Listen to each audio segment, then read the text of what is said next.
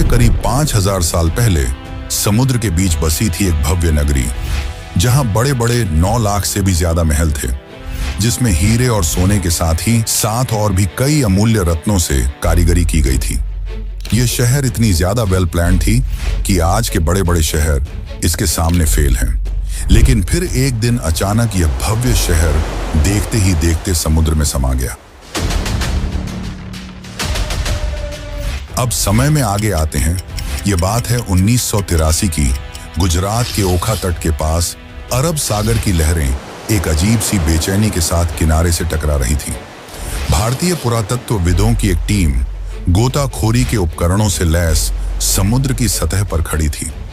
किसी को नहीं पता था कि कुछ ही क्षणों बाद वे एक ऐसा दृश्य देखने वाले हैं जो इतिहास की धारणाओं को हिला देगा।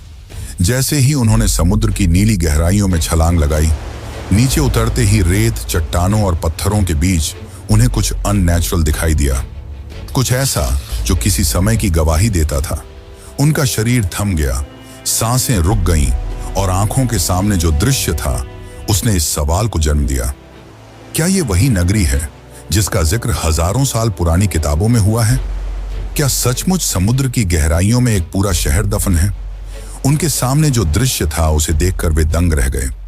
बड़ी बड़ी चट्टानें, ऊंची ऊंची दीवारें जिनमें भव्य कारीगरी की गई थी, मानो पानी के अंदर पूरा शहर बसा हो। यह कुछ और नहीं बल्कि यह थी श्री कृष्ण की डूबी हुई नगरी द्वारका।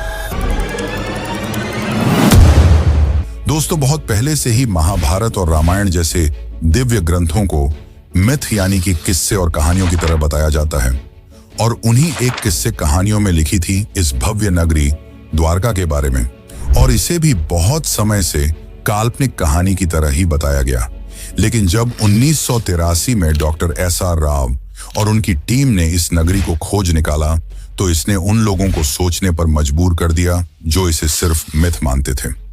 डॉक्टर SR राव ने डिटेल्ड आर्कियोलॉजिकल सर्वे और रिसर्च के बाद यह कंफर्म किया कि यह वही द्वारका नगरी है जिसका वर्णन महाभारत और हरिवंश पुराण में मिलता है। तो आखिर ऐसा क्या हुआ कि द्वारका जैसी समृद्ध शहर एक ही झटके में पानी के अंदर समा गई, और रिसर्च के दौरान डॉक्टर राव और अन्य आर्कियोलॉजिस्ट को ऐसा क्या मिला जिसने उन्हें चौंका के रख दिया? तो आज की इस डॉक्यूमेंट्री में हम जानेंगे उस द्वारका के निर्माण की कहानी जिसे समुद्र की लहरों को भी पीछे छोड़ देना पड़ा था, उस श्राप की सच्चाई जिसे सुनकर स्वर्ग तक कांप उठे थे, और उस ऐतिहासिक खोज की पूरी प्रक्रिया जिसने सदियों पुरानी पौराणिक कथाओं को जमीन या कहिए समुद्र पर लाकर रख दिया। हम जानेंगे कि कैसे डॉक्टर SR राव और उनकी टीम ने समुद्र की गहराइयों में उतरकर उस नगरी के अवशेष खोज निकाले जिसे लोग सिर्फ कहानी मानते थे। हम यह भी देखेंगे कि कैसे आधुनिक काल में वैज्ञानिकों ने समुद्री तल में हजारों साल पुरानी दीवारें, स्तंभ, लंगर और कलाकृतियां खोजी जिनकी तारीखें महाभारत युद्ध से मेल खाती हैं। तो चलिए इस रोमांचक सफर की शुरुआत करते हैं, जहां पुराण, पुरातत्व और विज्ञान मिलकर उस नगरी की कहानी सुनाएंगे जो हजारों साल पहले स्वर्णिम थी, फिर श्रापित हुई और अंत में लहरों में समा गई। लेकिन उससे पहले अगर आपको वीडियो अच्छी लग रही है तो इसे लाइक करके कमेंट में हरे कृष्णा जरूर लिखें।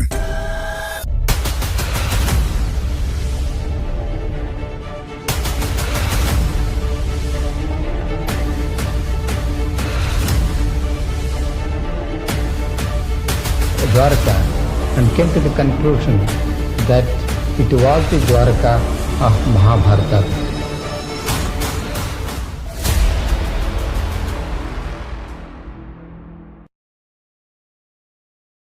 बहुत समय पहले जब मथुरा में कंस का आतंक अपनी चरम पर था, तब श्री कृष्ण ने कंस का वध कर नगरवासियों को उसके अत्याचार से मुक्त किया, जिसके बाद श्री कृष्ण मथुरा में ही बस गए।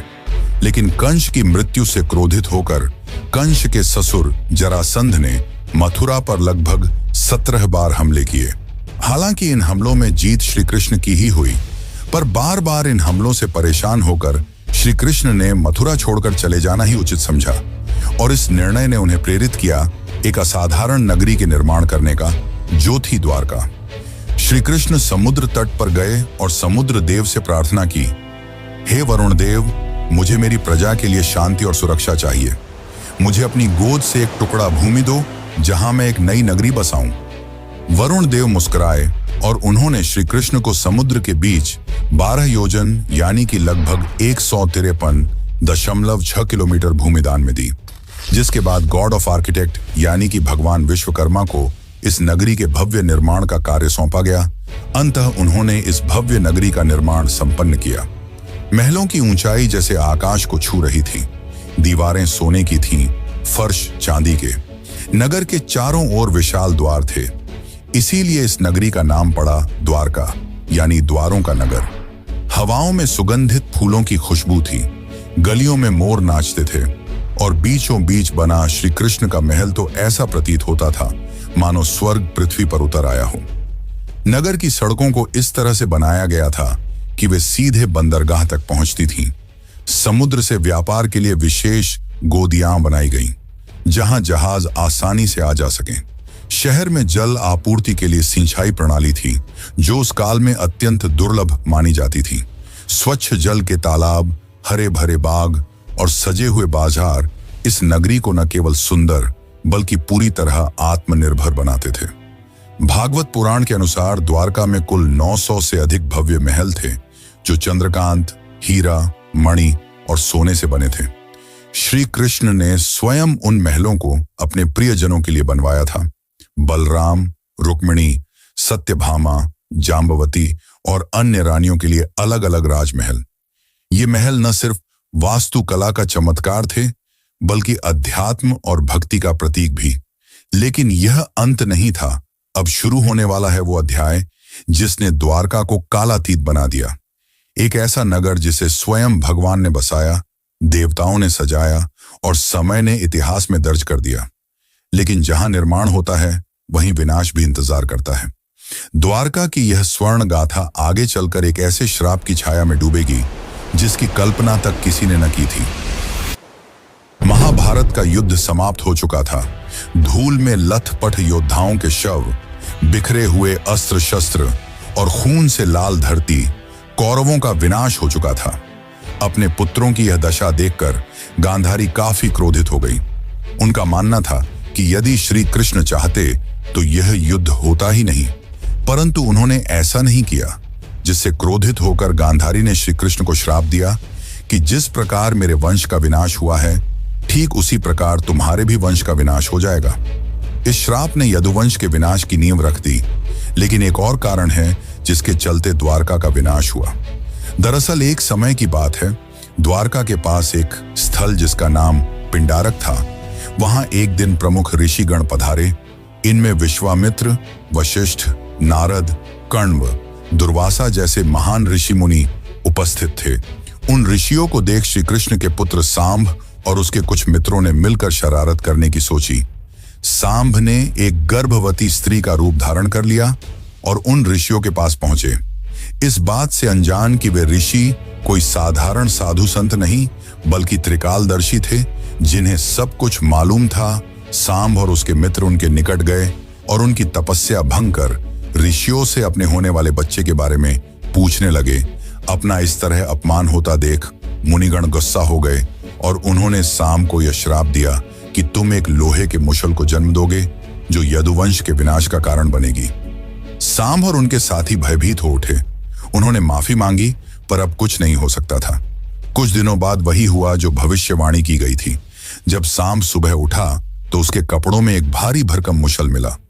यह दृश्य देख यदुवंशी चिंतित हो उठे और जब यह बात श्री कृष्ण के नाना राजा उग्रसेन को पता चली तो उन्होंने मुशल के छोटे छोटे टुकड़े कर समुद्र में फेंकने का आदेश दिया।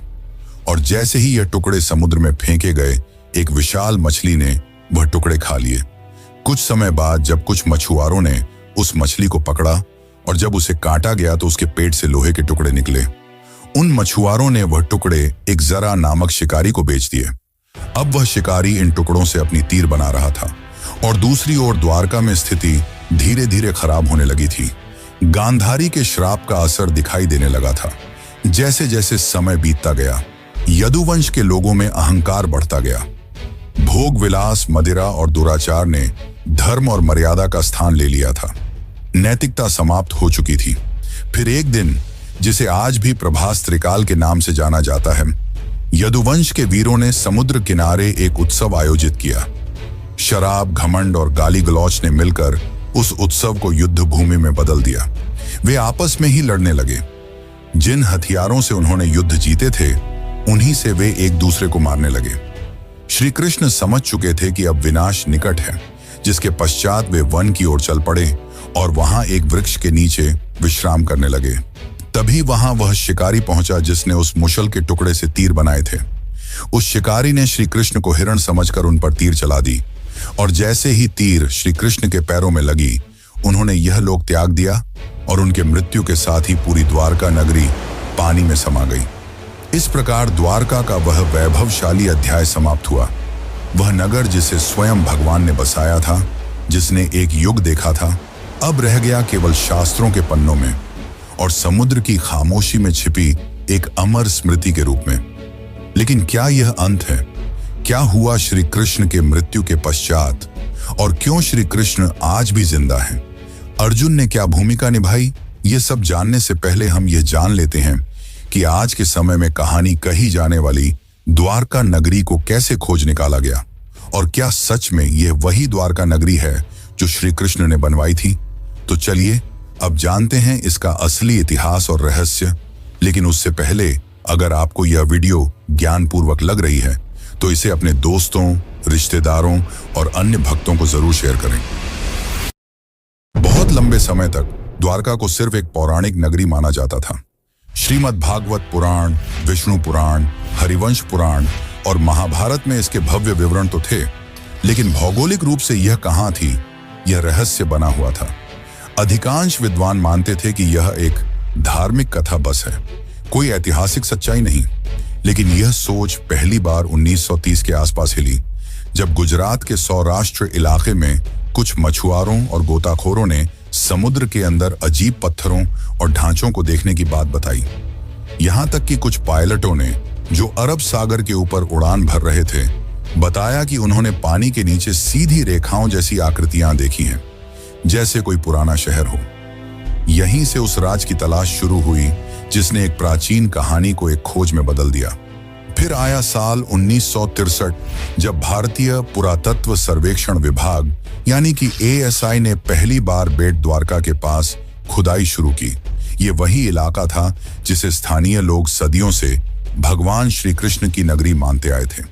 खुदाई में वहां से कई प्राचीन बर्तन, मूर्तियां और पक्के ढांचे मिले। इससे ये तो साबित हो गया कि यह जगह काफी पुरानी है, लेकिन इससे द्वारका की असली पहचान अभी भी पूरी तरह साफ नहीं हुई थी। इसके कुछ साल बाद 1970 के दशक में एक और बड़ा सुराग मिला। जामनगर के सरकारी रिकॉर्ड में एक प्राचीन ताम्रपत्र का जिक्र था, जो करीब 6ठी शताब्दी का बताया गया। यह ताम्रपत्र सिंधदत्य नाम के राजा से जुड़ा था और उसमें साफ साफ लिखा था कि यहाँ भगवान श्री कृष्ण निवास करते थे। यह ऐसा पहला ऐतिहासिक दस्तावेज था जिसमें धर्म और इतिहास आपस में जुड़ते नजर आए। इससे इतिहासकारों को पहली बार यह लगा कि द्वारका सिर्फ एक कल्पना नहीं, बल्कि शायद एक खोया हुआ सच है। इसके बाद इस खोज को सही दिशा दी SR राव ने। वे ASI के वरिष्ठ अधिकारी थे और भारत के शुरुआती समुद्री पुरातत्वविदों में से एक माने जाते हैं। उन्हें महाभारत और पुराने ग्रंथों की बातों पर भरोसा था। उन्होंने उन विवरणों की तुलना आधुनिक समुद्री नक्शों से की और पाया कि अगर द्वारका सच में कभी बसी थी, तो वह गुजरात के पश्चिमी तट पर ही रही होगी। इसी सोच से 1979 में भारत में पहली बार समुद्र के नीचे पुरातात्विक खोज की नींव रखी गई। डॉक्टर राव ने गोवा स्थित नेशनल इंस्टीट्यूट ऑफ ओशनोग्राफी यानी कि NIO की मदद ली और एक नई खोज का अभियान शुरू किया। यह काम आसान नहीं था। न तो उस दौर में भारत के पास अच्छे उपकरण थे, न ही आधुनिक तकनीक। फिर भी उन्होंने स्थानीय मछुआरों, गोताखोरों, पुरानी नावों और शुरुआती सोनार तकनीक की मदद से समुद्र के अंदर छिपे राज को ढूंढना शुरू किया। और इसी दौरान समुद्र की सतह के नीचे उन्हें कुछ ऐसे ढांचे दिखाई देने लगे जो किसी भी नजरिए से प्राकृतिक नहीं लगते थे। वहां पत्थरों की लंबी दीवारें थीं, बड़े बड़े खंभे थे और ऐसे लंगर भी मिले जो साफ बताते थे कि वहां कभी जहाज आते जाते रहे होंगे। यानी ये जगह एक पुराना बंदरगाह रहा होगा। लेकिन ये तो बस शुरुआत थी, असली खुलासे तो अभी बाकी थे। 1979 की खोज ने एक ऐसा दरवाजा खोल दिया था जिसके पीछे छुपी थी एक बहुत पुरानी, लगभग भूली हुई कहानी। अब 1980 का दशक उस कहानी को सच साबित करने की जिद बन चुका था, और इस जिद की सबसे बड़ी वजह थे doctor S.R. Rao. Doctor Rao को महाभारत और पुराणों में लिखी बातों पर पूरा भरोसा था। उन्होंने उन ग्रंथों के नक्शों और विवरणों को पढ़ा, समझा और फिर आधुनिक समुद्री मानचित्रों से मिलाया। उन्हें यकीन था कि श्री कृष्ण की वो नगरी, जिसे दुनिया ने बस एक कहानी मान लिया था, वो कहीं ना कहीं अरब सागर के नीचे आज भी मौजूद है। लेकिन उनका ये सफर बिल्कुल भी आसान नहीं था। उस समय भारत में समुद्री खुदाई यानी कि मरीन आर्कियोलॉजी एक बिल्कुल नया क्षेत्र था। न सरकार के पास इस काम के लिए पर्याप्त पैसा था, न वैज्ञानिकों को इस बात पर भरोसा कि समुद्र के नीचे कोई शहर भी हो सकता है। बहुत सारे लोग इस प्रयास को बस धार्मिक सोच का हिस्सा मानते थे। कई लोगों ने डॉक्टर राव से कहा, पौराणिक कथाओं को इतिहास से जोड़ने का क्या फायदा, लेकिन उन्होंने कभी हार नहीं मानी। डॉक्टर राव ने ASI और गोवा के नेशनल इंस्टीट्यूट ऑफ ओशनोग्राफी के साथ मिलकर एक समुद्री अभियान शुरू किया। इंडियन नेवी के गोताखोरों की भी मदद ली गई, लेकिन चुनौती सिर्फ यह नहीं थी कि लोग विश्वास नहीं कर रहे थे। असली मुश्किल थी टेक्नोलॉजी और संसाधनों की कमी। उस समय न तो सोनर जैसी आधुनिक तकनीक थी, न ही पानी के अंदर काम करने वाले रोबोट्स। डाइवर्स को अपने हाथों से समुद्र की सतह को टटोलना पड़ता था। 1980 के दशक में, यानी लगभग 40 साल पहले, समुद्र में जाकर खुदाई करना कोई आसान काम नहीं था। इसके लिए archaeologist, divers, oceanographers, under water photographers, historians, geologist और बहुत से टेक्नीशियनों की जरूरत होती थी। इतनी बड़ी टीम को बनाना और उन्हें काम पर लगाना अपने आप में एक बड़ा काम था। फिर भी राव ने हार नहीं मानी। फंडिंग की इतनी कमी थी कि उन्होंने अपने वेतन से टीम का खाना तक खरीदा। उन्होंने सिर्फ 800 रुपये में एक्सपीडिशन शुरू किया था, और ये भी उन्हें छोटे छोटे फंड्स इकट्ठा करके मिले थे। वह चाहते थे कि सरकार एक स्थायी समुद्री पुरातात्विक इकाई बनाए, लेकिन यह इतना भी आसान नहीं था। 1983 से 1992 के बीच राव की टीम ने लगभग 12 बार समुद्र में जाकर खुदाई की। खोज के लिए बेट द्वारका और आसपास के इलाकों को चुना गया, और फिर एक एक कर सामने आने लगे ऐसे सबूत जिन्होंने न सिर्फ भारत को बल्कि पूरी दुनिया को चौंका दिया। गोताखोरों ने समुद्र के तल से लगभग 30 मीटर नीचे 560 मीटर लंबी पत्थरों की दीवार खोज निकाली। ये कोई प्राकृतिक बनावट नहीं थी, ये इंसानों द्वारा बनाए गए शहर की दीवार थी। उसकी बनावट वैसी ही थी जैसी महाभारत में द्वारका के वर्णन में मिलती है। फिर मिले 30 से भी ज्यादा पत्थर के खंभे, जो शायद किसी महल या भवन का हिस्सा रहे होंगे। ऐसे लंगर यानी कि एंकर्स मिले, जिनसे पता चलता था कि वहां से नौकाएं चला करती थीं। कुछ 3 छेद वाले एंकर भी मिले, जो उस समय की एडवांस नेविगेशन को दिखाते थे। इसके अलावा सील, लोहे और पीतल की वस्तुएं और मिट्टी के बर्तन भी मिले। इनकी कार्बन डेटिंग और थर्मोलुमिनेसेंस डेटिंग से पता चला कि यह चीजें 1500 ईसा पूर्व से लेकर 3000 ईसा पूर्व के बीच की हैं। और तो और, एक बर्तन तो 9000 साल पुराना निकला, जिसने वैज्ञानिकों को भी हैरान कर दिया। परंतु दुनिया भर के बहुत सारे इतिहासकारों ने इसे मानने से इनकार कर दिया। उन्हें यह एक माइथ रिवाइवल यानी सिर्फ धर्म को प्रचारित करने की कोशिश लगी। लेकिन डॉक्टर राव का जवाब साफ था, मैं ग्रंथों को धार्मिक किताबें नहीं, ऐतिहासिक दस्तावेज मानता हूं। जब रोम, एथेंस और बाबुल जैसे शहरों की खुदाई हो सकती है, तो द्वारका की क्यों नहीं? साल 1990 आते आते टीम को 500 से ज्यादा आर्टिफैक्ट्स, एंशिएंट हार्बर वॉल्स और एक सुनियोजित शहर के संकेत मिल चुके थे। अब यह बात लगभग तय हो गई थी। द्वारका कोई कल्पना नहीं, वह एक असली, समृद्ध और व्यवस्थित सभ्यता थी जो समुद्र में समा गई। लेकिन अभी तो सिर्फ सतह खुली थी। असली राज तो समुद्र के और अंदर छुपा था, और वहीं से शुरू होता है अगला अध्याय। 1990 तक डॉक्टर S.R. राव और उनकी टीम ने साबित कर दिया था कि द्वारका सिर्फ एक पौराणिक कथा नहीं, बल्कि एक डूबी हुई सच्ची सभ्यता थी। लेकिन अब जरूरत थी और भी ठोस वैज्ञानिक सबूतों की, ताकि दुनिया भी मान ले कि भगवान श्री कृष्ण की द्वारका असली थी और वाकई समुद्र में समा गई थी। इन सबूतों से यह तो साबित हो गया था कि द्वारका सिर्फ किस्से कहानियों में नहीं बल्कि सच में थी और काफी ज्यादा वेल प्लान थी। लेकिन उस समय फंडिंग की कमी की वजह से इसके रिसर्च को रोक दिया गया। फिर साल 2001 में इस दिशा में एक बहुत बड़ा कदम उठाया गया। भारतीय पुरातत्व सर्वेक्षण और NIOT यानी कि national institute of ocean technology ने मिलकर एक बड़ा वैज्ञानिक अभियान शुरू किया। जगह चुनी गई कच्छ की खाड़ी और बेट द्वारका का इलाका। इस बार अभियान में सिर्फ पुरातत्वविद ही नहीं बल्कि समुद्र वैज्ञानिक, भूगर्भ शास्त्री, नौसेना के गोताखोर, सोनार तकनीक के विशेषज्ञ और इंटरनेशनल कार्बन डेटिंग लैब्स भी जुड़े थे। इस खोज की कमान संभाली थी डॉक्टर आलोक त्रिपाठी, जो ASI के समुद्री पुरातत्व निदेशक थे, और उनके साथ थे डॉक्टर राजीव निगम, जो उस समय CSIR के मरीन साइंस प्रमुख के रूप में काम कर रहे थे। इस बार की खोज पहले से अलग थी। ये हाईटेक थी। इसमें अब सिर्फ आंखों से नहीं बल्कि मशीनों से खोज की जा रही थी। 2001 से 2007 तक समुद्र के अंदर का पूरा हाइड्रोग्राफिक सर्वे किया गया। एडवांस सोनार और सब बॉटम प्रोफाइलर जैसे मॉडर्न उपकरणों से समुद्र की परतों का डिजिटल नक्शा बनाया गया।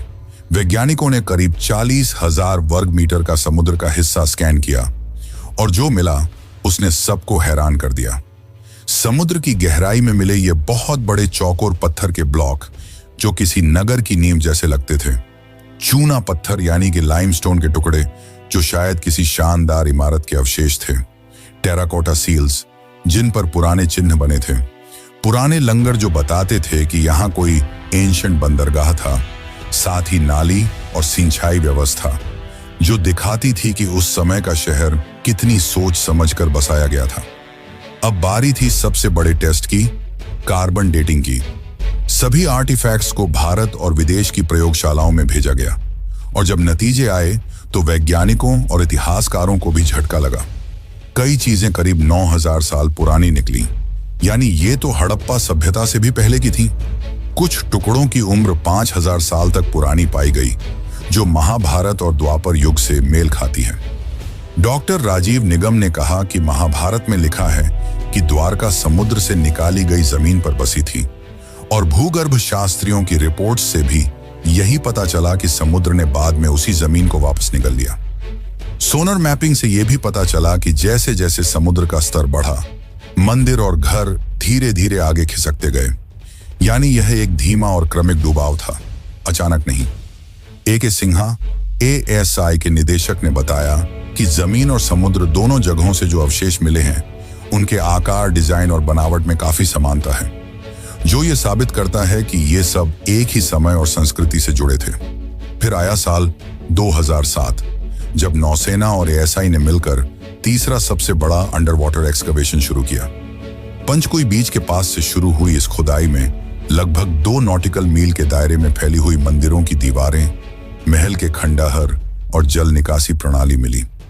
यही वो पल था जब पहली बार दुनिया ने माना, द्वारका कोई कल्पना नहीं बल्कि एक सच है, एक पूरी सभ्यता जो समुद्र में समा गई।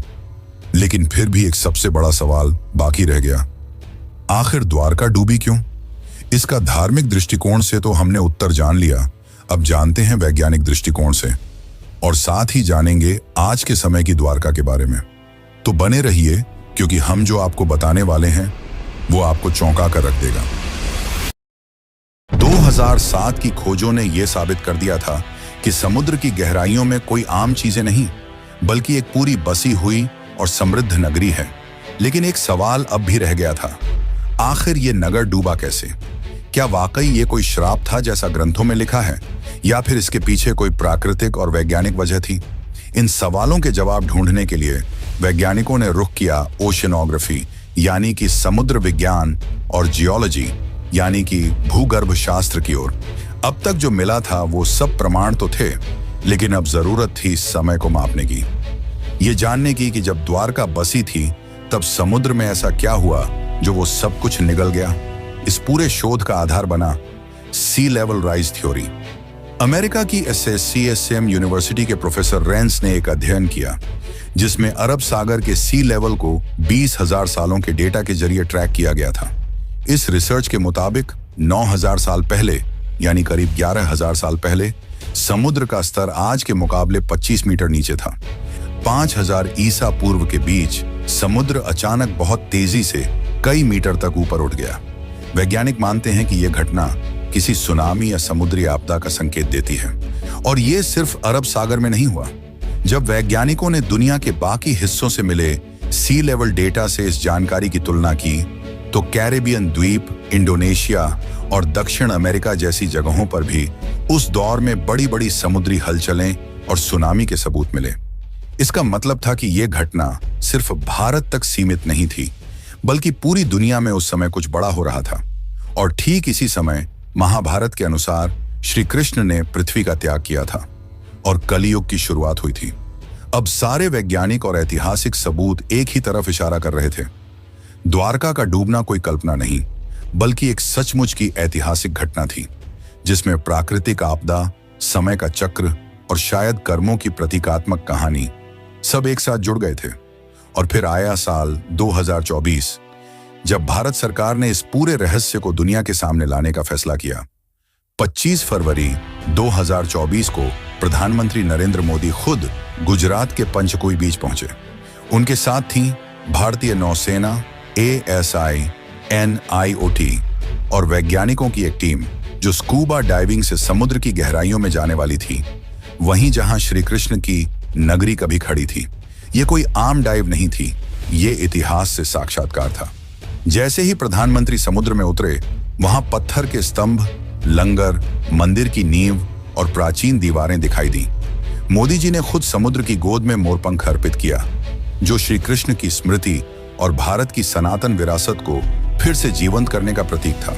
इसके बाद उन्होंने द्वारिकाधीश मंदिर में जाकर श्री कृष्ण और रुक्मिणी माता के दर्शन किए। मंदिर की 52 गज की ध्वजा, जो हर दिन 5 बार बदली जाती है, आज फिर हवा में लहराई, मानो ये संकेत दे रही हो कि द्वारका की सच्चाई अब दुनिया के सामने है। आज की तारीख में द्वारका 2 भागों में बसी है। एक जो है जहां लाखों श्रद्धालु हर साल दर्शन के लिए आते हैं, और दूसरी जो समुद्र के नीचे है, जिसे आज पूरी दुनिया जानती है the lost city of Krishna के नाम से। इस 90 साल की खोज, संघर्ष और वैज्ञानिक यात्रा ने दुनिया को यह दिखा दिया कि श्रद्धा सिर्फ आस्था नहीं, वो इतिहास की नींव भी बन सकती है। द्वारका सिर्फ भारत की कहानी नहीं है, ये पूरी मानव सभ्यता की याददाश्त है, जो ये सिखाती है कि सत्य और संस्कृति को भुलाया नहीं जा सकता, चाहे वो कितनी भी गहराई में क्यों ना छुपा हो। और इसीलिए आज भी द्वारका जिंदा है, कभी मंदिर की घंटियों में, कभी समुद्र की लहरों में और अब वैज्ञानिक रिपोर्टों में भी। तो चलिए मित्रों, अब चलते हैं अपने आखिरी अध्याय की ओर। शताब्दियां बीत गईं, युग बदले, राजवंश मिटे, सभ्यताएं उगती और गिरती रहीं, लेकिन समुद्र वो आज भी मौन है, शांत, गूढ़ और रहस्यमयी। उसकी लहरों के नीचे दबी द्वारका की नगरी आज भी जैसे किसी इंतजार में है, न जाने किसके लिए। शायद उसके निर्माता श्री कृष्ण के फिर से लौट आने के लिए, या शायद इस धरती के इंसानों के उस बोध के लिए जब वे केवल इतिहास नहीं, अपनी आस्था में छिपे सत्य को भी पहचानना सीखें। द्वारका कोई कल्पना नहीं थी, वो एक यथार्थ था, एक स्वर्णिम यथार्थ जिसे एक श्राप ने लील लिया, एक समय ने छिपा दिया और एक समुद्र ने अपनी गहराइयों में समा लिया। लेकिन वह सत्य आज फिर उभर रहा है, टूटे स्तंभों में, पुरातत्व की रिपोर्टों में, सोनर की लहरों में और एक राष्ट्र की आस्था में। इस पूरी डॉक्यूमेंट्री ने हमें यह सिखाया कि आस्था और विज्ञान 2 विपरीत ध्रुव नहीं हैं, वे एक ही सत्य की 2 राहें हैं। एक राह हमें विश्वास दिलाती है और दूसरी उसे प्रमाणित करती है। द्वारका की कहानी बस एक शहर की कहानी नहीं है, यह उस संस्कृति की कहानी है जो अपने चरम पर भी विनम्र थी और अपने अंत में भी दिव्य। यह उस ईश्वर की नगरी की कहानी है जिसने अपने जीवन से कर्म का सार बताया और अपने अंत से संयम और स्वीकृति का। और जब अगली बार आप समुद्र की लहरों को देखें, जरा ठहरिएगा, शायद किसी अगाध गहराई से आपको कोई बांसुरी की धुन सुनाई दे, शायद वो द्वारकाधीश अब भी आपको पुकार रहे हों, अपने नगर से, अपने सत्य से, क्योंकि कुछ कहानियां खत्म नहीं होती, वे सिर्फ इंतजार करती हैं दोबारा जगाए जाने का। जय द्वारकाधीश।